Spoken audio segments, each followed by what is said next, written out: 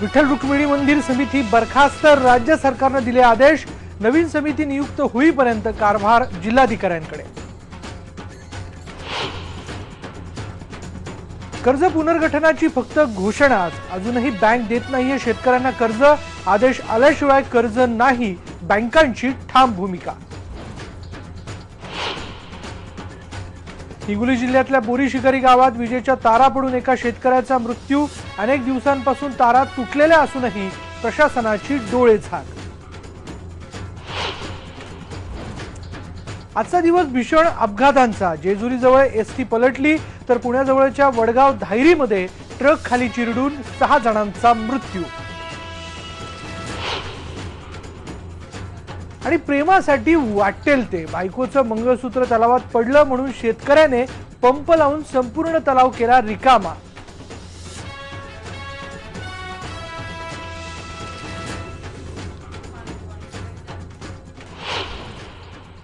पंढरपूरमधून एक महत्त्वाची बातमी आली आहे। त्या बातमीनेच आपण गावाकडच्या बातम्यांमध्ये सुरुवात करूयात। श्री विठ्ठल रुक्मिणी मंदिर समिती जी आहे ती बरखास्त करण्यात आली आहे। राज्य सरकारने हे आदेश दिलेत आणि आता यानंतरचा जो काही पुढला कारभार असेल समितीचा तो जिल्हाधिकाऱ्यांकडे सोपवण्यात आलाय। नवीन समिती नियुक्त होईपर्यंत हा कार्यभार जो आहे तो जिल्हाधिकाऱ्यांकडेच राहील। सध्याची जी समिती होती त्या समितीविरुद्ध अनेक तक्रारी होत्या आणि अण्णा डांगे या समितीचे अध्यक्ष होते। विठ्ठल मंदिराचं व्यवस्थापन आता तात्पुरतं जिल्हाधिकाऱ्यांकडे देण्यात आलेलं आहे। यापूर्वी या समितीचे अध्यक्ष होते अण्णा डांगे, पण अण्णा डांगे यांच्या कार्यकाळात कालावधीमध्ये अनेक तक्रारी आल्या होत्या या समितीविरुद्ध आणि त्यामुळेच की काय ही कारवाई करण्यात आलेली असं म्हटलं जाऊ लागलंय आता। आणि आता या समितीचा जो कारभार असेल हा तुर्तास जिल्हाधिकाऱ्यांकडे सोपवण्यात आलेला आहे। नवीन समिती नियुक्त होईपर्यंत हा कारभार आता जिल्हाधिकाऱ्यांकडेच असणार आहे। याबद्दल बोलूयात, अधिक माहिती जाणून घेऊयात। आमचे पंढरपूरचे रिपोर्टर सुनील उमरे आपल्या बरोबर आहे। सुनील, ही समिती बरखास्त करण्याचं कारण काय?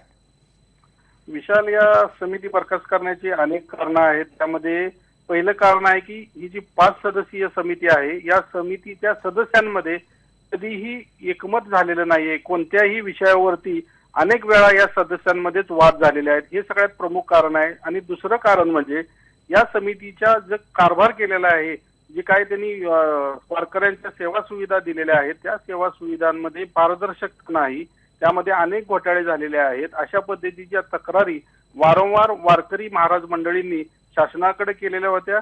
त्यामुळे या सगळ्यांची दखल घेत अण्णा डांगेंच्या समितीला आज राज्य शासनानं दचू दिलेला आहे।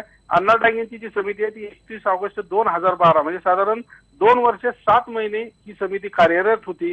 आणि मध्यंतरीच म्हणजे ही राज्य शासन नवनियुक्त युतीचं शासन आल्यानंतर अण्णा डांगेंनी 50 कोटी रुपयांचं भक्त निवास उभा करण्याचं काम हाती घेतलेलं होतं आणि या सगळ्या कामांसाठी मंदिर समितीच्या तिजोरीमधून हे सगळे पैसे खर्ची टाकणार होते की जे भाविकांकडून भक्त निवास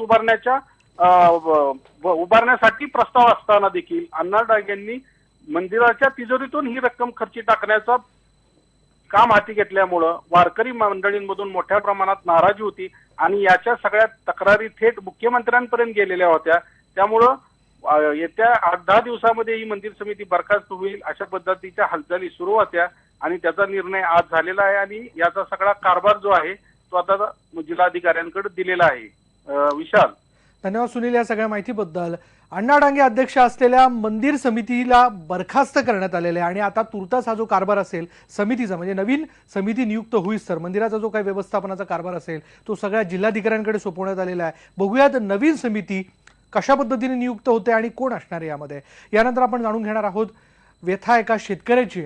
दुष्काळग्रस्त शेतकऱ्यांच्या कर्जाचं पुनर्गठन करून नवीन कर्जाची घोषणा मुख्यमंत्री देवेंद्र फडणवीस यांनी केली।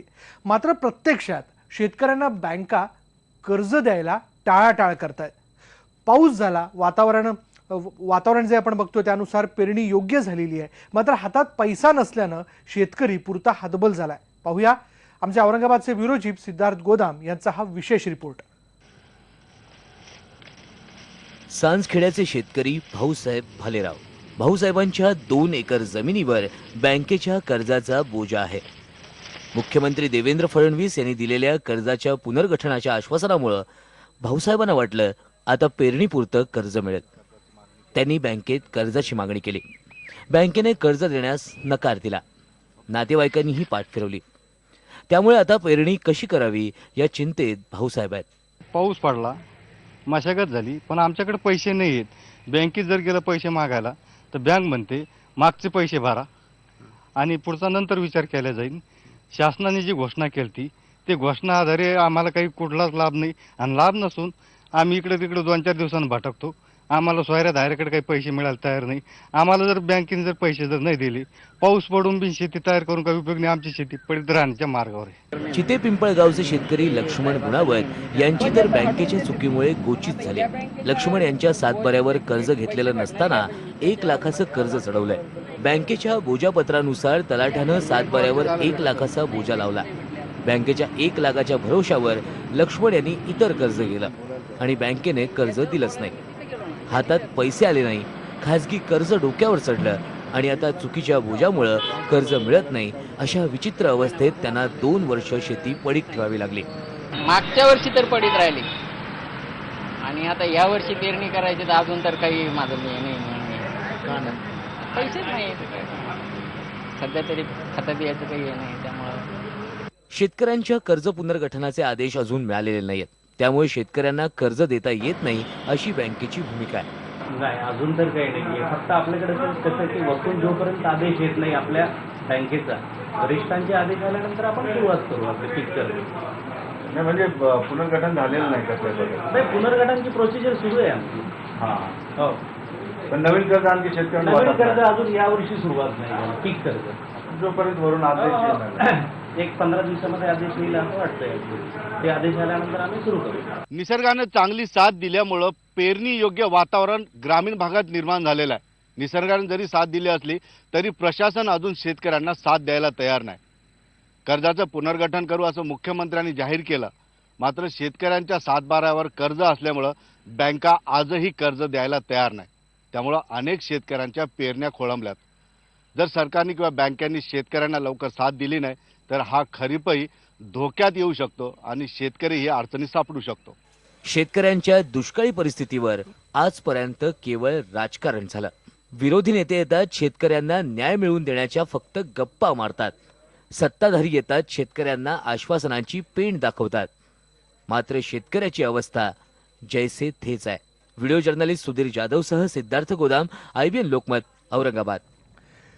मराठवाड्याप्रमाणेच विदर्भातही शेतकऱ्यांची कर्जाअभावी हीच परिस्थिती आहे. बघूयात वर्ध्यातल्या शेतकऱ्यांनी काय म्हटलंय. पेरणीचा हंगाम येताच शेतकऱ्यांची बँकेतून कर्ज काढण्याची लगबग सुरू होते. एकीकडे सरकारनं कर्ज पुनर्गठनाचा आदेश दिलाय, पण प्रत्यक्षात बँकेचे अधिकारी पुन्हा कर्ज द्यायला नकार देत आहेत.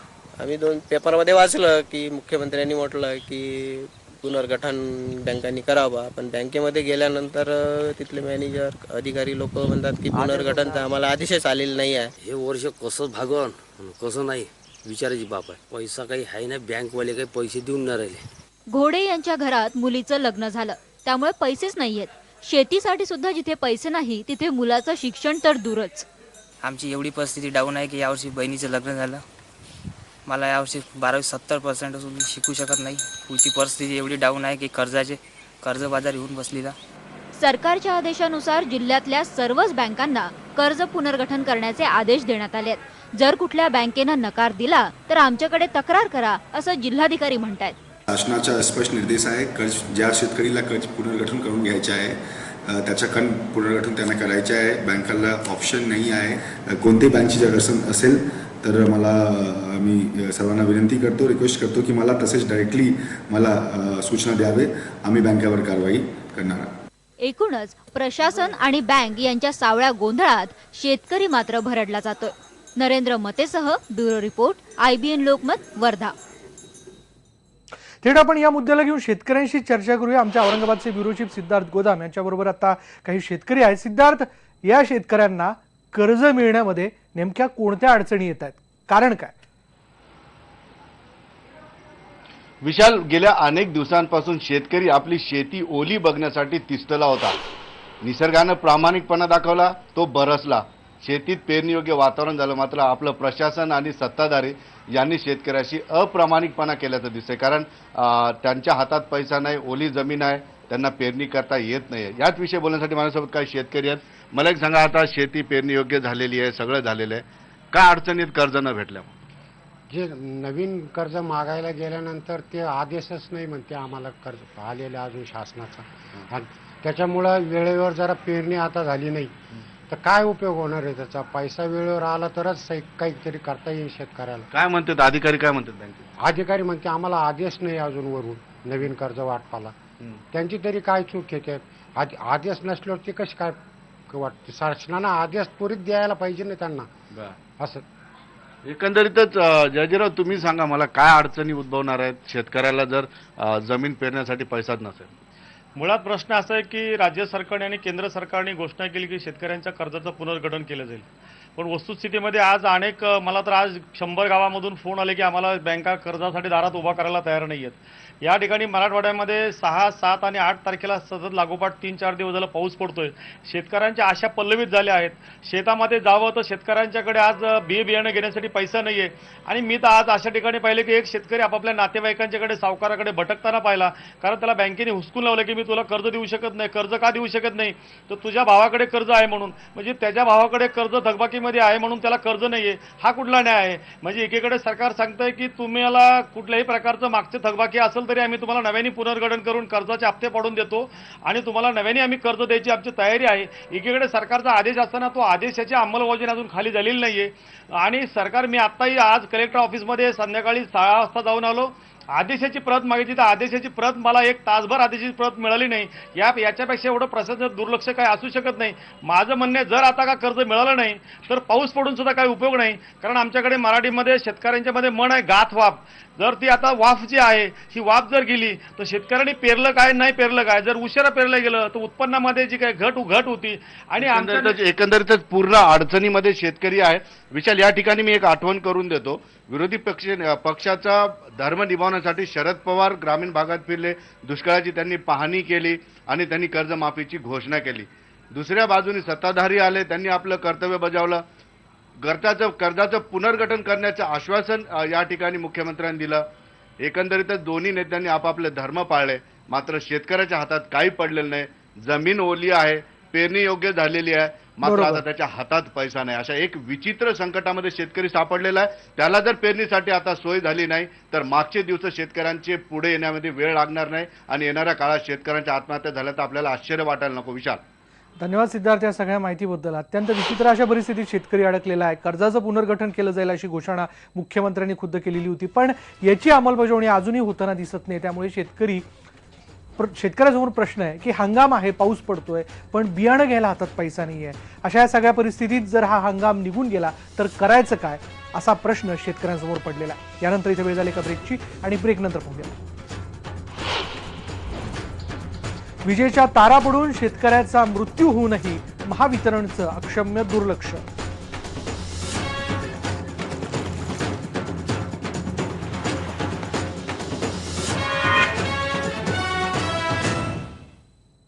ब्रेकनंतर पाहूयात, महावितरणच्या दुर्लक्षित कारभारामुळे हिंगोली जिल्ह्यामध्ये जगदीश बेंगाल या शेतकऱ्याला आपला जीव गमवावा लागलाय. गावात विजेचा खांब वाकलाय, वीज वाहून नेणाऱ्या ज्या तारा आहेत त्या तुटलेल्या आहेत किंवा जुन्या झाल्यात अशी तक्रार करूनही महावितरणचं कुणीही तिकडे भटकत नाही. पाहूयात नेमकी काय परिस्थिती आहे. आधीच वडिलांचं निधन झालं म्हणून हिंगोली जिल्ह्यातील बोरी शिकारी गावचे शेतकरी जगदीश बेंगाल दुःखात होते. आता 13व्याला पाहुणे येतील, शिवाय पावसाचंही वातावरण आहे म्हणून जगदीश यांनी घरावरील पत्रे नीट करण्याचं काम हाती घेतलं. पण त्याचवेळी नियतीने त्यांचा घात केला. घरावरून वीज वाहून नेणाऱ्या तारा तुटल्या आणि जगदीश यांच्या अंगावर पडल्या. त्याच क्षणी विजेचा धक्का लागून जगदीश यांचा जागीच मृत्यू झाला. त्या दिवशी आम्ही पत्र फिरले, लाकडा नाही जाऊ लागली, ते वायर तुटला त्याच्या अंगावर. त्याच्या मूर्तीला लाईनवालीच होती जबाबदार. एकदम जुने आहेत, वारंवार MSCB वाल्यांना सांगून पण त्यांनी आणखी बदलले नाही. ते तार त्या दिवशी त्यांच्या अंगावर पडला. पूर्णपणे MSCB जबाबदार आहे. आणखी कोणी घराकडे आलं नाही, काही नाही, कोणाशी भेट नाही, MSCB कोणी आलं. महावितरणच्या ज्या खांबावरील तारा तुटल्या त्या बरीच वर्ष जुन्या होत्या आणि कधीही तुटू शकतात याची कल्पना महावितरणच्या अधिकाऱ्यांना देण्यात आली होती. पण अधिकाऱ्यांनी या तक्रारीकडे दुर्लक्ष केलं. महावितरणच्या एकूण यंत्रणेची गावात दुरावस्था झालेली आहे. ठिकठिकाणी खांब वाकलेत, तारा अक्षरशः हाताला लागतात पण या दुरुस्तीचं आजचं काम उद्यावर ढकलून अधिकारी वेळ काढतात. खांब पूर्ण वाकलेत, गावामध्ये पूर्ण लाईन झुकले, चालताना रस्त्यानं साधं जरी चालले तर डोक्याला तार लागतंय. पूर्ण लाईन झुकलेली, पूर्ण पोल झुकले, एकदम ताटातुटी झाली. 10 वर्षापासून ते ताराचे केबल बदललेले नाहीत. विजेचे खांब बदलण्याची निविदा काढली असून लवकरच दुरुस्तीचं काम पूर्ण होईल असं सरकारी उत्तर या अधिकाऱ्यांनी दिलेलं आहे. बोरी शिकारी या गावामध्ये जे काही वाकडे पोल आहेत किंवा ज्या काही लूज तारा आहेत त्याकरिता महावितरण कंपनीने 10 लाखाचे टेंडर काढून ते काम करण्यासाठी एजन्सीची नेमणूक केली असून घरातला कर्ता पुरुषच गेल्यानंतर बेंगाल कुटुंबापुढे अंधार पसरला. दुसरीकडे महावितरणच्या यंत्रणेची दुरवस्था गावकऱ्यांना जीव मुठीत घेऊन जगायला लावते. आणखी किती जणांचा नाहक बळी गेल्यानंतर महावितरणला जाग येणार आहे, हाच संतप्त सवाल बोरी शिकारी गावच्या गावकऱ्यांच्या मनात खतखततोय. कन्हैया खंडेलवाल, IBN लोकमत, हिंगोली. यानंतर इथे वेळ झाली का ब्रेकची आणि ब्रेक नंतर पाहूया. बायकोचं मंगळसूत्र तलावात पडलं म्हणून शेतकऱ्याने पंप लावून संपूर्ण तलाव केला रिकामा.